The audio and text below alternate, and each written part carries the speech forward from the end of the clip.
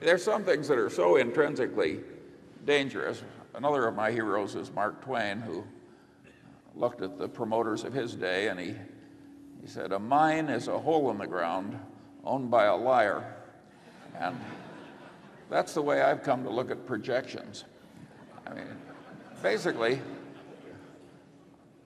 I can remember Warren and I were offered $2 million worth of projections once in the course of buying a business, and the book was this thick. And for nothing. And we were given it for nothing, and we wouldn't open it. You know, we'd almost pay $2 million not to look at it. I mean, it's ridiculous. I do not understand why any buyer of a business looks at a bunch of projections put together by a seller or his agent. Or his agent. I mean, you can almost say that it's naive to think that that has any utility whatsoever. We just are not interested. If we don't have some idea ourselves of what we think the future is, to sit there and listen to some other guy who's trying to sell us the business or get a commission on it, tell us what the future is going to be, like I say, it's very naive. Yeah, and 5 years out. Yeah. We had a line in the report one time, "Don't ask the barber whether you need a haircut." And it's quite applicable to projections by sellers of businesses. Some businesses are a lot easier to understand than others.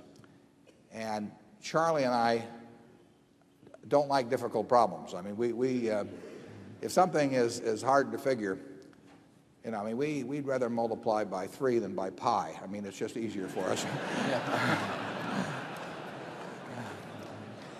Charlie, I mean. Well, that is such an obvious point, and yet so many people think if they just hire somebody with the appropriate labels, they can do something very difficult. That is one of the most dangerous ideas a human being can have. All kinds of things just intrinsically create problems. The other day I was dealing with a problem, and I said, "This thing, it's a new building." And I said, "This thing has 3 things I've learned to fear: an architect, a contractor, and a hill." And if you go at life like that, I think you at least make fewer mistakes than people who think they can do anything by just hiring somebody with a label. Excuse me, go ahead, sir. You don't have to hire out your thinking if you keep it simple.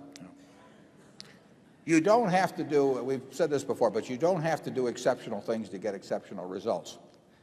And some people think that if you jump over a 7-foot bar, that the ribbon they pin on you is going to be worth more money than if you step over a 1-foot bar. And it just isn't true in the investment world at all. So you can do very ordinary things. I mean, what is complicated about this? But, you know, we're $3 billion pre-tax better off than we were a few years ago because of it. There's nothing that I know about that product or its distribution system, its finances, or anything that really hundreds of thousands or millions of people aren't capable of, that they don't already know. They just don't do anything about it. And similarly, if you get into some complicated business, you can get a report that's 1,000 pages thick, and you got PhDs working on it, but it doesn't mean anything. You know, what you've got is a report, but you won't understand that business, what it's going to look like in 10 or 15 years. The big thing to do is avoid being wrong. I have a question regarding global diversification, just in general. What do you look for in a company? And if so, as far as Europe or Latin America, if you'd like to be specific. Yeah. The question is about global diversification. All we want to be in is businesses that we understand, run by people that we like, and priced attractively compared to the future prospects. So there is no specific desire to either be in the rest Europe or the rest of the world or Far East, or to avoid it. It's simply a factor that it's not a big factor. There may be more chances for growth in some countries, 80% of Coca-Cola's earnings, roughly, will come from outside the United States. 80% of Guinness's earnings will come from outside the United States, but they're domiciled outside the United States, whereas Coca-Cola is domiciled here. Certainly, in many cases, there are markets outside the United States that have way better prospects for growth than the U.S. market would have, but they probably have some other risks to them that this market may not have. But we like the international prospects, obviously, of a company like Coke. We like the international prospects of a company like Gillette.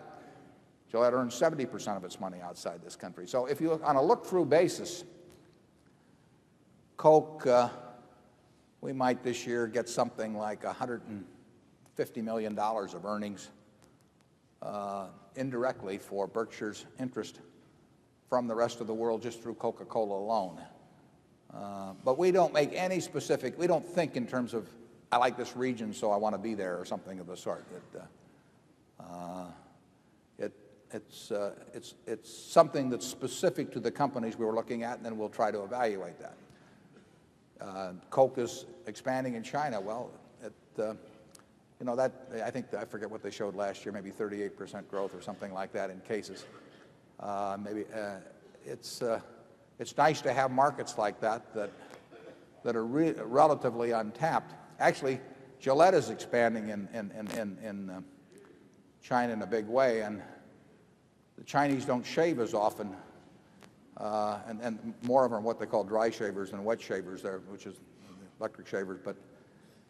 But maybe we could stick something into Coke that would come. Maybe a little synergy at Berkshire finally. Who knows?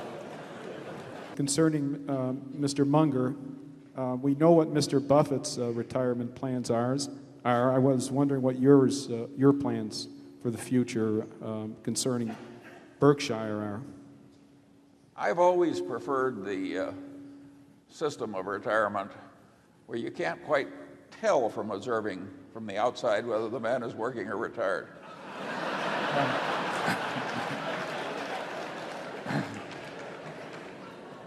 He does it well, too.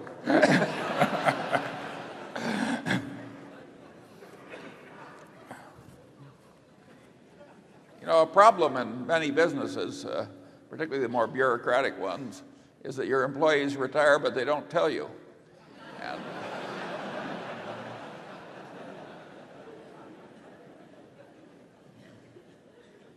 I think I can speak for Charlie on this.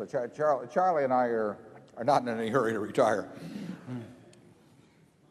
He's trying to outlast me, actually. In your annual report, I noticed you mentioned Wrigley as being a company that has worldwide dominance, somewhat like Coca-Cola and Gillette, and was curious to know if you had looked at the company in any detail, and if so, whether or not, if you decided not to invest, what were the reasons why?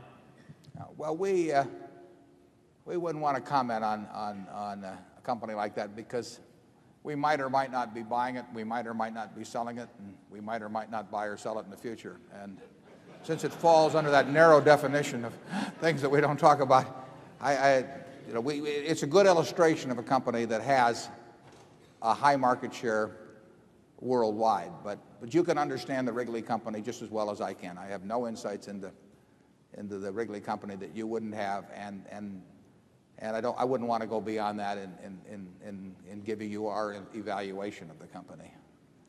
Hate to disappoint you on those, but on specific securities, we are not too forthcoming sometimes. Charlie? I'm good at not being forthcoming.